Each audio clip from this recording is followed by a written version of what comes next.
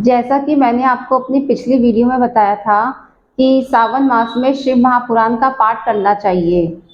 तो मेरे पास बहुत सारी क्वेरीज आ रही थी कि क्या मैम हम अभी भी शिव महापुराण का पाठ प्रारंभ कर सकते हैं?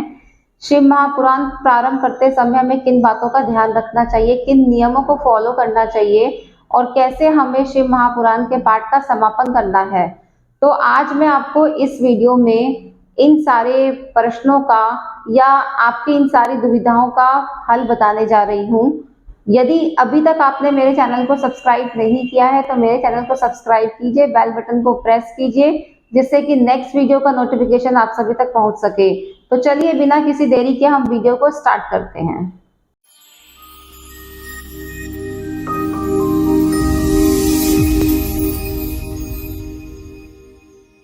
मैं डॉक्टर अंशिका आप सभी का अपने YouTube चैनल में हार्दिक स्वागत करती हूं। आप सभी स्वस्थ होंगे इसी मंगल कामना के साथ हम आज की वीडियो स्टार्ट करते हैं। जैसा कि मैंने आपको अपनी पिछली वीडियो में बताया था कि अधिक मास में किया गया धार्मिक कार्य जैसे पूजा पाठ, व्रत, हवन, अनुष्ठान, दान कई गुना फल प्रदान करता है। इसीलिए आप अभी भी अधिक मास में भी शिव महापुराण के पाठ को पढ़ना प्रारंभ कर सकते हैं। शिव महापुराण समस्त प्रकार की मनोकामना को पूर्ण करने वाला पुराण है। आपके मन में कोई भी मनोकामना है, यदि आप संकल्प लेकर शिव महापुराण का पाठ पढ़ना प्रारंभ करते हैं तो निश्चित रूप से आपकी मनोकामना पूर्ण होती है। वैसे तो शिव महापुराण को पढ़ने के बहुत सारे नियम हैं, जैसे ब्रह्मचर्य का पालन करना, नाखून बाल ना काटना, सात्विक भोजन करना, सत्य बोलना आदि। लेकिन जब आप स्वयं शिव महापुराण का पाठ करते हैं तो आप अपने नियम अपनी स्वेच्छा अनुसार बना सकते हैं। जब आप एक बारी शिव महापुराण का पाठ पढ़ना प्रारंभ कर देते हैं तो आपको पाठ पूर्ण करके ही उसे समाप्त करना है, अर्थात बीच में नहीं छोड़ना, पूरा पाठ करना है। केवल 3 परिस्थितियों में आप शिव महापुराण का पाठ कुछ दिनों के लिए छोड़ सकते हैं। जब महिलाएं अशुद्ध होती हैं तब, सूतक में मीन्स जब घर में किसी बच्चे का जन्म होता है तब, पातक में मीन्स जब घर में किसी की मृत्यु होती है तब। इन 3 परिस्थितियों में आप कुछ दिनों के लिए शिव महापुराण के पाठ को बंद कर देते हैं। शुद्धिकरण के बाद जहां से आपने पाठ छोड़ा था उसके बाद आप कंटिन्यू करते हैं। आपको एक चीज का ध्यान रखना है कि शिव महापुराण का जब आप पाठ करते हैं तो आपको डेली उसका पाठ करना है।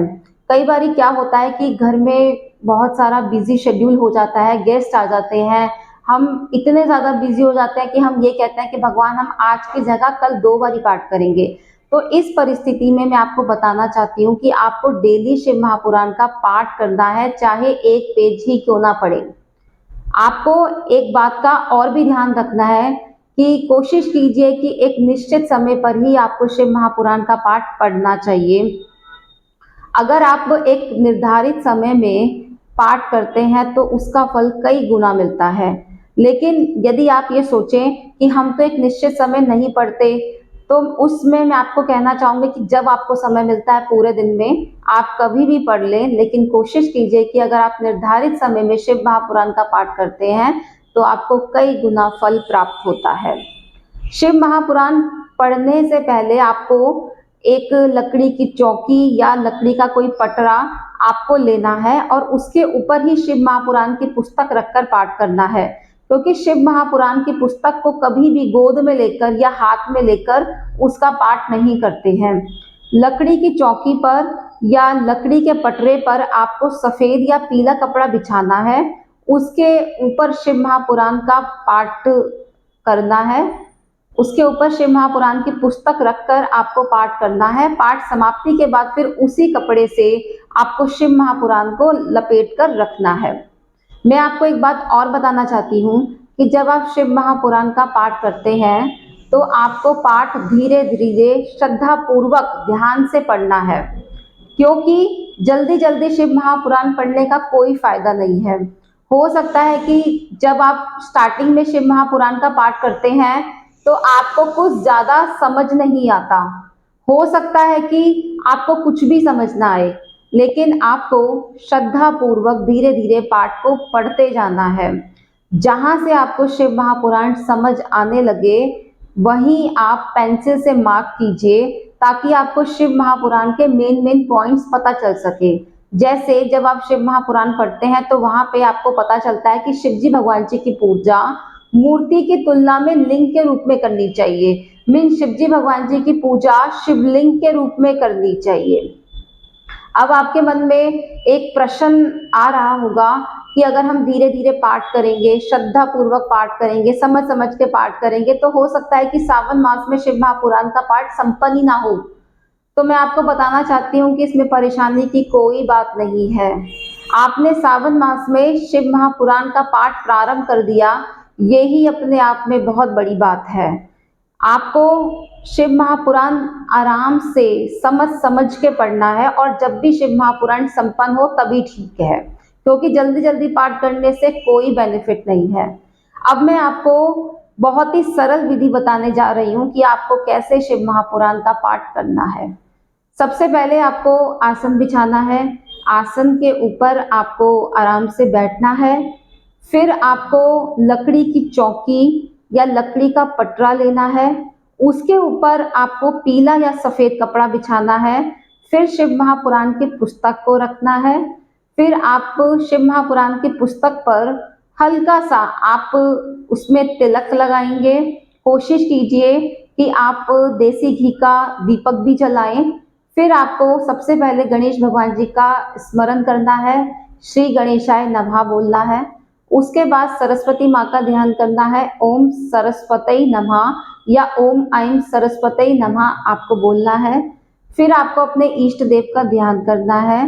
फिर शिव परिवार सहित शिव जी भगवान जी का ध्यान करना है और प्रार्थना करनी है कि हे भगवान, मैं इस शिव महापुराण की पुस्तक को ध्यान से पढ़ सकूं और समझ सकूं। उसके बाद आपको श्रद्धानुसार पाठ करना है। फिर आपको बोलना है, हे भगवान, यदि इस पूजा में मुझसे कोई भूल चूक हो गई हो, कोई गलती हो गई हो तो अपना बेटा या बेटी समझ के मुझे क्षमा करना।